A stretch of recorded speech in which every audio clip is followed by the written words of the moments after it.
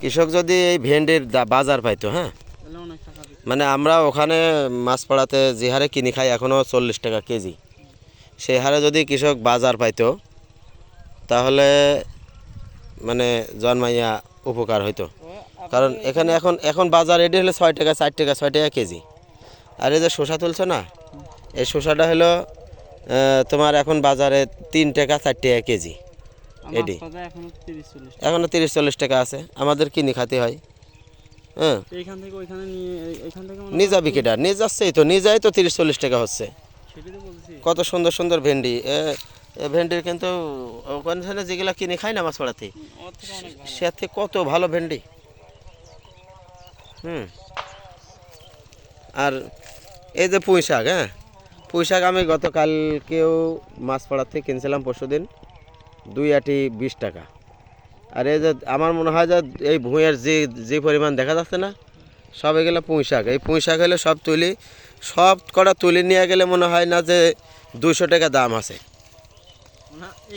এইখানে। এই দুঃখে দুঃখে পড়ে কি গৃহস্থ কৃষকরা কি এইগুলা ফালাই থুইছে এখানে, না হলে কি এগুলা ব্যস্ত না জন্মাইছে? এগুলা একটা একটা ডোগা কোনো জায়গার কাটা নাই। এই যে হ্যাঁ, এই যতদূর চোখ যাচ্ছে, এই যে অবস্থানটা, 2 টাকা কেজিও যদি দিত তারপরেও তো এখান থেকে এগুলো সরাই নিত। যে 2 টাকা কেজি দিচ্ছে, নেওয়া যায় বাজারে বেচলে পারে, খাওয়ার লোক নাই, তারপরে আর নেওয়ার লোকও নাই। গরুতে খাবে, গরুতেও খায় না মনে হয়। দেখো কোনো জায়গায় কাটার চিহ্ন আছে? কোনো জায়গায় একটা কাটার চিহ্ন নাই, লাগানোর পর আর কাটে নাই না। ও দাম নাই, দাম পায় নাই, কি করবে? এটাকে বুড়ো করে কি এটার কোনো বিকল্প কোনো ব্যবস্থা নেওয়ার আছে? তাও নাই। কি বীজই? যখন বীজ হবে সেই আমলের কথা বাদে, এগুলো আর বীজ হবে না, এগুলো এখন আর বীজ হবে না, বীজ হয় শীতের দিন।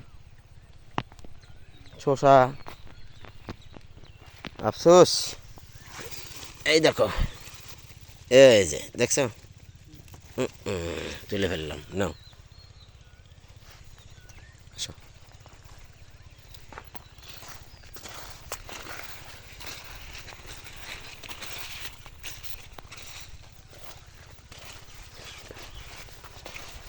শখ করে লাগানি যায়, শখ করে লাগানি এক কথা, আর বাণিজ্যিকভাবে চাষ করা আর এক কথা। এই যে এটা হলো আমার পাটের ভুঁই। হ্যাঁ, নিজের বাঁশবাগান, আল্লাহ রহমতে।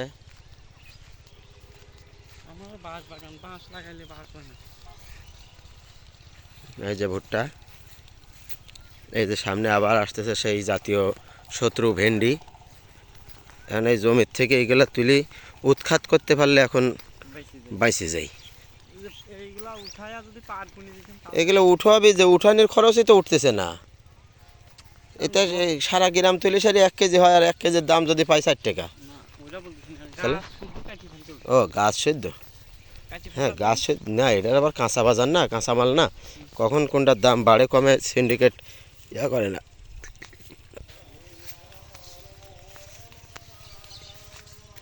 এটি পাখিতে ফুটো করেছে। এই যে ঈদের পরে বাড়িতে আসবো, তখন সুন্দর করে একটা ভুট্টার ভুঁইয়ের একটা ভিডিও আপলোড করবো ইনশাআল্লাহ। এটি দেখছো কত বড় হয়েছে? এগুলা গাছ কেটে দিলে, এই যে পাখিতে খেয়ে নিচ্ছে। গাছ বড় থাকলে তখন খেতে পারে না, এই যে পাখিতে খেয়ে নিচ্ছে যে, হায় আল্লাহ, এগুলা তো অনেক খাইছে। পাখিতে খাইছে না, পাখিতে খাইছে না, ইঁদুরে খাইছে, কবিকিটা।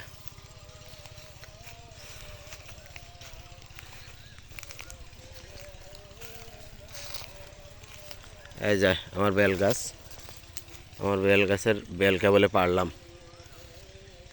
5টা বেল পারছি। গাছে উঠাও রিক্স, পাড়াও রিক্স, সব করাই রিক্স। পুকুরের উপরে, পুকুরে মাছ আসার জন্য নিশ্ছিদ্র নিরাপত্তা দেওয়া হয়েছে, চতুর্পাশে খালি বাঁশ আর বাঁশ, বাঁশ গাড়ি গাড়ি রাখা হয়েছে।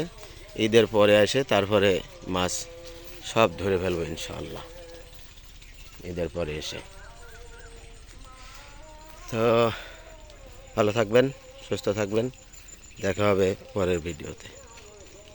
বাড়িতে আসছিলাম, সকালে আসছি, বিকালে চলে যাব। আজকে 28 রমজান।